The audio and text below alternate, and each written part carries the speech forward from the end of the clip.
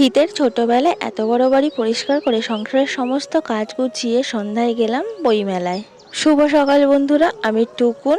আমার এই ব্লগ চ্যানেলে সকল বন্ধুদেরকে জানাই অনেক অনেক স্বাগত, অনেক অনেক ভালোবাসা। তোমরা সবাই কেমন আছো? আশা করছি যে যেখানেই আছো সবাই সুস্থ আছো আর ভালো আছো। আজকে হচ্ছে বৃহস্পতিবার, এখন সকাল 6টা বাজে। এখন থেকেই তোমাদের সবাইকে সাথে নিয়ে আজকের ব্লগটা শুরু করছি। আশা করছি আজকের ব্লগটা তোমাদের খুব ভালো লাগবে। সকালবেলায় উপরে এসে দেখি খুব সুন্দর রৌদ্র উঠেছে। ভিজে জামা কাপড় ছিল, জামা কাপড়গুলো সব এখন মেলে দিচ্ছি। আর আগের থেকে না এখন একটু ভালো আছি। কালকে তো একদমই না বিছানা থেকে উঠতে পারিনি, তার আগের দিনও ভীষণ শরীর খারাপ ছিল। জ্বরটা আসছে আর যাচ্ছিল, আর ঠান্ডাটাও প্রচণ্ড পরিমাণে লেগেছে। আর সেই কারণে কোনো ভিডিও দিতে পারিনি কালকে। তো জামা কাপড় মেলতে মেলতে একেবারে ব্রাশটাও করে নিলাম ছাদে ঘুরতে ঘুরতে। তারপর মুখ ধুয়ে ফ্রেশ হয়ে চলে এলাম সংসারের কাজে। প্রথমেই ওপরের ঘরটা গুছিয়ে নিচ্ছি আজকে। ওপরের ঘর গুছিয়ে তারপরে নিচের ঘরটা গোছাতে যাব। তো ওপরের ঘরের চাদরটা আমি চারিদিকটা সুন্দর করে গুজে নিয়েছি, নিয়ে বিছানাটাকে আমি ঝেড়ে নিচ্ছি সুন্দর করে। আর ভিডিও শুরুতেই তোমাদের কাছে ছোট্ট একটা রিকোয়েস্ট, যারা যারা ভিডিওটা দেখা শুরু করেছো একটা লাইক দিয়ে আর একটা কমেন্টস করে ভিডিওটা দেখো। আজ দুদিন ভিডিও দিতে পারিনি, কারোর ভিডিও দেখতে পারিনি বলে আমার ভিডিওর কিন্তু ভিউজ অনেক কমে গেছে। তো আমার শরীর খারাপ ছিল বলে তোমাদের চ্যানেলে আমি যেতে পারিনি, তোমাদের ভিডিওগুলো দেখতে পারিনি। তবে এখন অল্প সুস্থ হয়েছি, তোমাদের ভিডিওগুলো কিন্তু আমি দেখে দেবো। তো আমি ওপরে ঘরে বিছানাটা গোছাচ্ছি, আর এদিকে দুষ্টু শান্তা টুপি নিয়ে এসে আমাকে বলছে, মা একটু পরো দেখি কেমন লাগছে। তো আমি একটু পরলাম, ওর তো খুব মজা হচ্ছে আমি শান্তা টুপিটা পরেছি। তো আমাকে বলছে শান্তার মতো লাগছে পুরো। তারপর ওর মাথায় শান্তা টুপিটা পরিয়ে দিলাম। মাঝে মাঝে জানো তো ওর জন্য আমাকে ছোটও হয়ে যেতে হয়। আর কি বলো তো, কারোর সাথে তো খেলার সঙ্গী পায় না, একা একাই খেলা করে, সর্বক্ষণ তো এই ঘরটার ভিতরেই থাকে। তো আমি ওর সাথেই খেলা করি, মাঝে মাঝে ছোট্ট হয়ে যায়। আর কি করব বলো। তো বালিশগুলোকে সুন্দর করে গুছিয়ে রেখে দিলাম। তারপরে এই যে জামা কাপড় ভাঁজ করেছিলাম সকালবেলায়, সেগুলো অফ ক্যামেরাতেই করেছি, আর দেখানো হয়নি। তো সেই জামা কাপড়গুলো সুন্দর করে গুছিয়ে বিছানাতে রেখে দিলাম, পরে নিচে নিয়ে গিয়ে তুলে রেখে দেবো।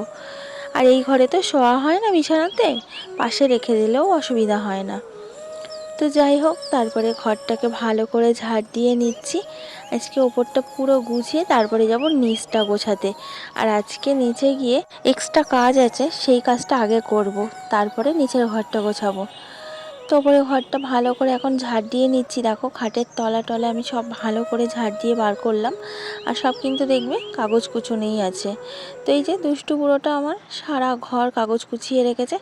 তো নিচের ঘর থেকে আমি প্রথমেই আগে বালাপোষ ব্ল্যাঙ্কেট এগুলো নিয়ে এলাম, রৌদ্রে দেবো। কারণ শরীর খারাপ, রৌদ্রে দেওয়া হচ্ছিল না। তারপরে বৃষ্টি হচ্ছিল, ভালো রোদ হচ্ছিল না। তো আজকে ভাবলাম সুন্দর রোদ উঠেছে, বালাপোষ আর ব্ল্যাঙ্কেটটা রৌদ্রে দিই। শীতের সময় তো এগুলো রৌদ্রে দিলে বেশ ভালোই লাগে গায়ে দিতে, গরম গরম থাকে। তো যাই হোক, এখানে এই যে শাশুড়ি মা কয়েকটা কাঁথা দিয়েছে রৌদ্রে, তার পাশে আমি ব্ল্যাঙ্কেটটা দিয়ে দিলাম। আর দেখো না, দড়ির খুঁটিগুলো না সব ভেঙে গেছে। এখন দড়ির খুঁটিগুলো ভালো করে টাইট করে বাঁধতে হবে।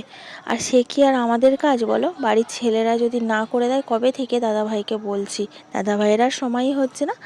তারপরে এই যে চলে এলাম নিচে। নিচে এসে এখন আমি এই মানি প্ল্যান্টের গাছটার কয়েকটা পাতা শুকিয়ে গেছিলো, পাতাগুলোকে আমি ছাড়িয়ে নিলাম, নিয়ে ফেলে দিলাম জানলা দিয়ে। তারপরে যে এখন অ্যাকোয়ারিয়ামটা পরিষ্কার করে নেবো। অ্যাকোয়ারিয়ামের অবস্থাটা দেখেছো কি অবস্থা হয়েছে, পুরো শ্যাওলা পড়ে গেছে অ্যাকোয়ারিয়ামের গায়ে, জলটা পুরো নীলচে হয়ে গেছে। কি আর করবো বলো, শরীর খারাপের জন্যই তো অ্যাকোয়ারিয়ামটা পরিষ্কার করা হয়নি। আর আমার শরীর খারাপের আগে দাদাভাইয়ের শরীর খারাপ হলো, কতদিন দাদাভাই বাড়িতে ছিল। দাদাভাইয়ের দেখাশোনা করতে করতে আমারও শরীর খারাপ হয়ে গেল, আমি দুদিন বিছানায় পড়েছিলাম। এই সবের কারণের জন্যই আর অ্যাকোয়ারিয়ামের জলটা পরিষ্কার করা হয়নি। আজকে ভাবলাম না অ্যাকোয়ারিয়ামের জলটা পরিষ্কার করি, জলটা ভীষণ নষ্ট হয়ে গেছে। আর এই দেখো, এই পুচকা মাছটা না ভীষণ বদমাস। এই মাছটাকে না আমি কিছুতেই ধরতে পারি না, বড় মাছ দুটোকে ধরে তুলে নেবো, বাট এই পুচকা মাছটা এদিক ওদিক ছোটাছুটি করবে। তো এই দেখো অ্যাকোয়ারিয়াম পরিষ্কার করা আমার হয়ে গেছে, আবার নতুন জল দিয়ে দিয়েছি, মাছগুলোকেও ছেড়ে দিয়েছি। তো ওগুলো সব অফ ক্যামেরায় করে নিয়েছিলাম, কারণ খুবই কষ্ট হচ্ছিলো, শরীরটা ভালো না তো, এখনও পুরোপুরি সুস্থ হয়নি, তার জন্য না দেখাতে পারিনি। কথা বলছি তো আমার কিন্তু ভীষণ কষ্ট হচ্ছে। তারপরে দেখো নিচের বিছানাও কিন্তু আমি গুছিয়ে নিয়েছি, নিচের ঘরটাও কিন্তু সুন্দর করে গুছিয়ে নিয়েছি। বিছানার চাদরটা গুছিয়ে ঝেড়ে ঘরটা ঝাড় দিয়ে ঘরটাও মুছে নিয়েছি। তো সব কাজ কিন্তু আমি অফ ক্যামেরাই করে নিয়েছি আজকে।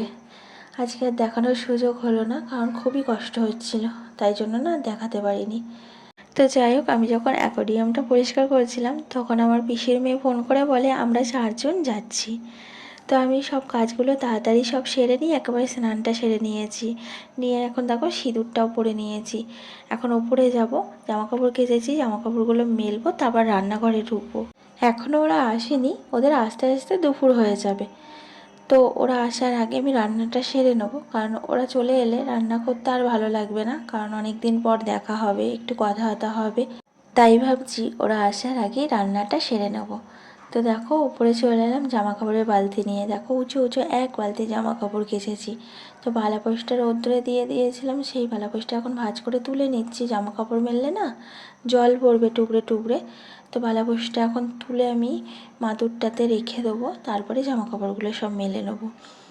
তো ছোটো পিসির মেয়ে আসছে, ওরা প্রায় অনেক দিন, সেই লকডাউন মানে শুরু হলো তার আগে ঘুরে গেছিলো। আর এই যে এত দিন পর আসছে, যাই হোক অনেক দিন পর আসছে, খুবই আনন্দ হচ্ছে। তো জামা কাপড়গুলো এখন সব আমি তাড়াতাড়ি করে মেলে দিই, তারপর রান্নাঘরে যাই। হঠাৎ বললো তো আসছি, তো ফ্রিজে রুই মাছ আছে, সেটাই রান্না করব, একটু ডাল করব, বেগুন ভাজা করবো, আলু ভাজা করবো, একটা করে ডিম ভেজে দেবো।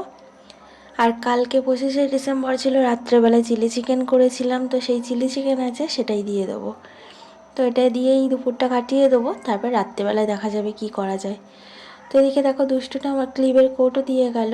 আমি এখন জামা কাপড়গুলো মেলেছি, ক্লিপ লাগিয়ে দেবো, নাহলে হাওয়া দেয়, ক্লিপ না দিলে উড়ে চলে যাবে। তো পিসির মেয়ের সাথে পিসিও আসছে, এটা আমার ছোট পিসি। তো এই কদিন আগেই পিসিটার একটা বড় দুর্ঘটনা ঘটে যায়, মানে পিসির একমাত্র ছেলে। তো অ্যাক্সিডেন্টটা মারা যায়। আমি সেই সময় গিয়েছিলাম বাপের বাড়ি, তোমাদেরকে বলেছিলাম, যারা যারা আমার ভিডিও রেগুলার দেখো তারা জানবে। তো সেই পিসি আসছে, তো কোথাও তো যায় না, মন মেজাজ ভালো না, একমাত্র ছেলে যদি এমন হয় কার মন মেজাজ ভালো থাকে বলো। আর কি বলো তো, বেশি বয়স না তো, তাই জন্য না মেনে নেওয়া যায় না। বয়স হলে নয় ঠিক আছে, চলে গেছে তবু মেনে নেওয়া যায়।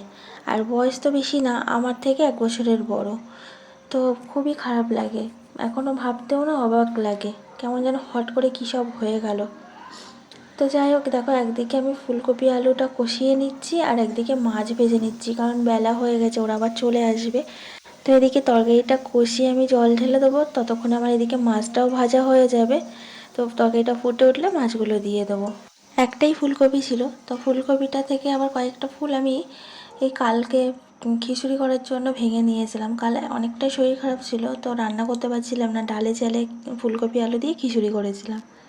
তো এই দেখো মাছ ফুলকপির তরকারিটা কিন্তু আমার হয়ে গেছে, আর এদিকে আমি দেখো আলু ভাজছি গল্লু গল্লু করে।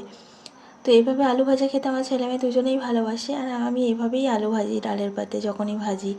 আর এদিকে দেখো বেগুন ভাজা হয়ে গেছে, মাছের তেল ছিল একটু কালকের, আর ডালও হয়ে গেছে। শুধু এই ডিমগুলো ভেজে নেবো, রান্না কমপ্লিট হয়ে যাবে। তো রান্না বান্না সেরে সবাইকে খেতে দিলাম, একসাথে বসে আজকে জমিয়ে গল্প করতে করতে খাওয়া দাওয়া করলাম, ভীষণ মজা হলো। আর খেয়ে উঠতে না আজকে অনেকটাই দেরি হয়ে গেছিলো, কারণ কি বলো তো, খাওয়া হয়ে গেছিলো অনেকক্ষণ আগে, কিন্তু সবাই মিলে যে গল্প করছিলাম। তো যাই হোক, বিকেলে আকাশটাও তোমাদেরকে দেখিয়ে দিলাম। তারপরে এই দেখো চলে এসেছি আমরা পার্কে। আর ওই দেখো আমাদের পুচকে দুটো ঘূর্ণিটাই খেলা করছে। এই ঘূর্ণিটা না ভীষণ ভয় লাগে আমার, বাই চান্স সিটকে পড়ে গেলে কি হবে বলো তো, তাও শোনে না। আর এই যে আমার বোনের বর দাঁড়িয়ে ফটো তুলে দিচ্ছে আমাদেরকে, আর এই যে আমার বোন এদিকে বসে, ওদিকে আমি বসে দোলনাতে। তো এই পার্কটাতে না বড়রাও বসলে কিছু বলে না। তো পার্ক থেকে ঘুরে চলে এলাম বইমেলায়। একটু এগিয়ে দমদম রোডে বইমেলা বসেছে। তো বোন বললো চল তাহলে বইমেলা থেকে একটু ঘুরে আসি, একদম কাছেই যখন এলাম, তো বইমেলায় এসে দেখি পুরো ফাঁকা।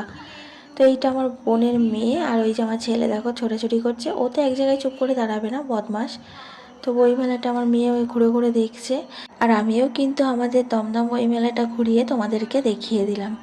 তাহলে যাই হোক বন্ধুরা, আজকের মতো ভিডিওটা এখানেই শেষ করছি। তো ভিডিওটা যদি ভালো লাগে লাইক করে দিও আর কমেন্টস করে জানিও কেমন লাগলো আজকের ভিডিওটা। চ্যানেলটা যারা যারা এখনো সাবস্ক্রাইব করোনি চ্যানেলটা সাবস্ক্রাইব করে আমার পাশে দেখো। মেলা ঘুরে ফুচকা খেয়ে বাড়ি গেলাম। তোমাদের সাথে দেখা হচ্ছে আবারও একটা কালকে নতুন ভিডিওতে। ততক্ষণ অবধি তোমরা সুস্থ থেকো, ভালো থেকো।